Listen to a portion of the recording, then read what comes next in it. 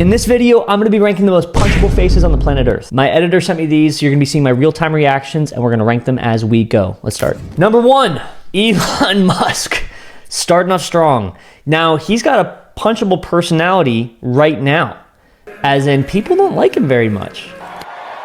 So Elon's looking more along the lines of like an A tier. Jaden Smith. Look at my phone selfie. I'm just like, dude, like, oh my God, like, can we talk about like the political and economic state of the world right now? That's a punchable personality. I don't want to hang out with you. You just seem weird and not fun. So personality-wise, yes, very punchable, but just for the case of this video, punchable face, not super. I'm not going to freak out at you. In fact, I'm going to make that C tier. Not insanely punchable. Ryan Reynolds and Blake Lively, I guess. Dude, actually, I kind of want to punch Blake, but I can't do that because that's bad. The stuff that they're getting into, they're just a couple of rascals. Okay, Ryan, I can't punch it, dude. He's got one of the most likable. It's like the guy rule, dude. All the guys want to look like Ryan Reynolds. The dude is just very likable. He's a bro. He's a homie. He likes sports. He really doesn't have a punchable face whatsoever. Blake, on the other hand, much more punchable than her husband. Objectively speaking. Charlie Kirk, right into politics, and I love it. Now, here's what I will say about Charlie. First off, he's got weird teeth. All right? Check this out, dude. Friendly fire, maybe, because I got weird teeth too, but like, I will say, you know, I don't care what your opinions are on the political spectrum, but my guess is he's on the spectrum, okay? And I'm not trying to say that because he's on the spectrum, he looks like he's punchable, but he just has a smugness about him that his eyes and his face and that smile seems like it lacks empathy. To be honest, I'm a little bit Charlie pilled. Like some of those vids they got of him talking on the streets to the kids, I'm like, that's pretty funny. That's some good stuff. That doesn't make his face less punchable. That is the epitome of punchable, and I'm gonna place him at S tier. Easy S tier. Easy. Nick Sirianni. See, this is my homeboy. This is my homeboy. I'm a Philly man. My son, the only song he knows is Fly Eagles Fly. Fly, Eagles, fly. If he didn't win the Super Bowl, I would say extreme punchability. But my guy is a dog, and he's gotten less punchable over time. I'm going to say he's pretty punchable. I'm going to say that. I'm going to bring him up to A tier. He has A tier punchability. Oh my goodness. You knew it was coming. You knew it was coming. So here's what we have to factor into Logan Paul. The stuff we have to factor into Logan Paul is that, so he is heel. He's a heel in WWE. And he's a pranked YouTuber that got canceled, right? So Logan Paul, like, is the epitome of hated. Put aside the canceled for Japan stuff and canceled for, like, the crypto zoo, you know, all that kind of stuff. An interesting question is, who is more punchable, Jake Paul or Logan Paul? Who's got a more punchable face? I would say Logan Paul has a more punchable face than Jake Paul. He's easy to root against. This is the only time you're gonna see Logan Paul and Charlie Kirk standing next to each other. That's the only time. You're never gonna see these two guys hanging out together, except for right here, right now, on my tier list of punchable faces. Both of them are equally punchable. Timothée Chalamet. Goodness gracious, this guy's handsome. I wouldn't want to punch this guy at all. I would not want to punch my homie. So this guy is the drama kid in high school that was weird for forever. And to be honest, this is my hot take about Timothée Chalamet.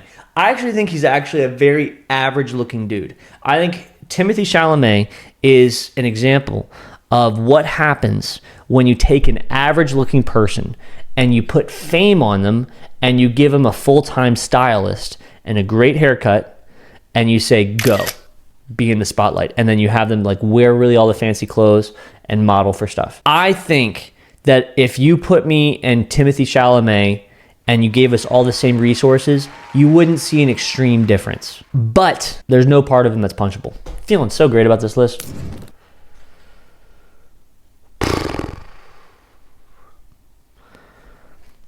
My editor's trying to get me canceled. Pete Davidson. Pete Davidson. Pete Davidson. Punchable faces. I would say yes. He's got kind of, we're moving on, got kind of a derpy face. He's probably the best hang. He's probably the chillest dude to hang out with. That doesn't change from the fact that he's got a punchable face. I gotta rank him there. I gotta say he's like pretty high up. Like he's got a high punchability, dude. Kevin Durant, sir, extreme punchability. Easily the most hated guy in the NBA. I would say that it's just because he kind of has an energy like he whines, and he has an energy of like he thinks he's more than he is. I'm Kevin Durant. You know who I am. He thinks he's a top 10 NBA player, and he's just not. And for that reason alone, I would rank him above Jaden Smith on punchability. Ben Shapiro, why are we just hating on Republican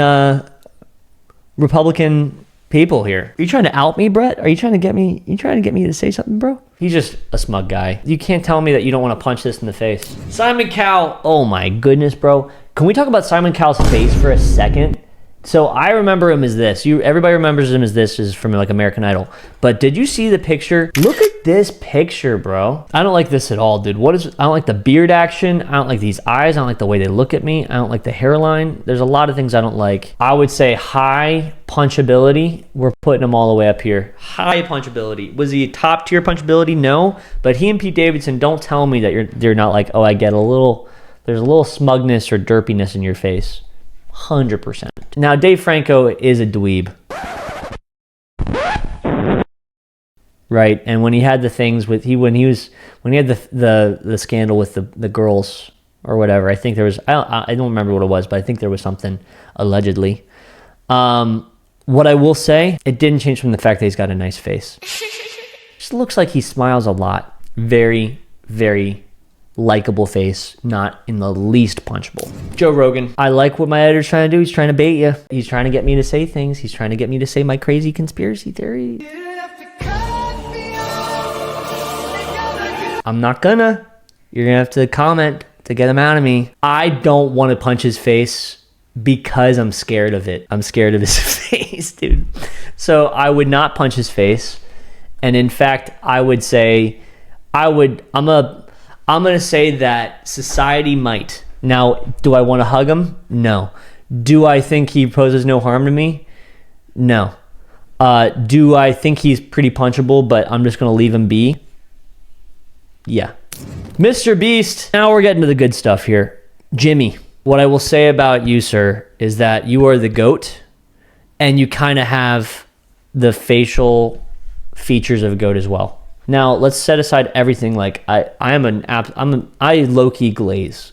It's gross how much I love Mr. Beast and how much content of Jimmy I've listened to and how many things it's just embarrassing.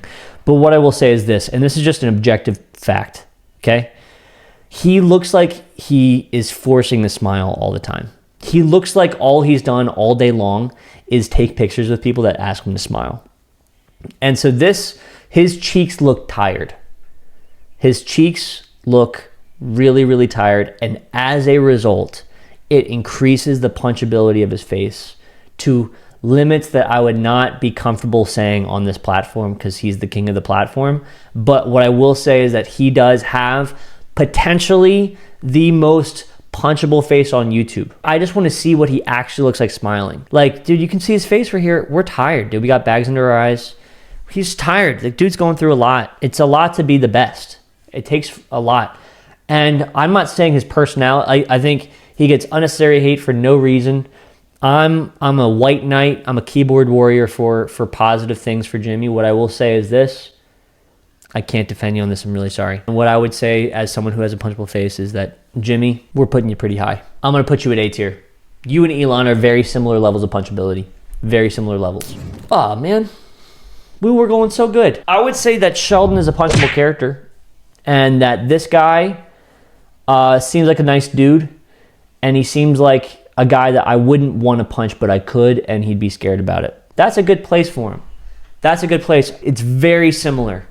I don't want to punch you, but I will, right? You don't need it, but don't get on my bad side.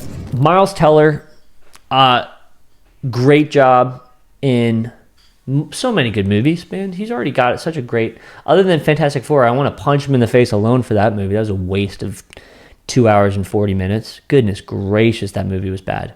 But Top Gun, great job. A lot of side roles, really good. There's that one, the drummer one, that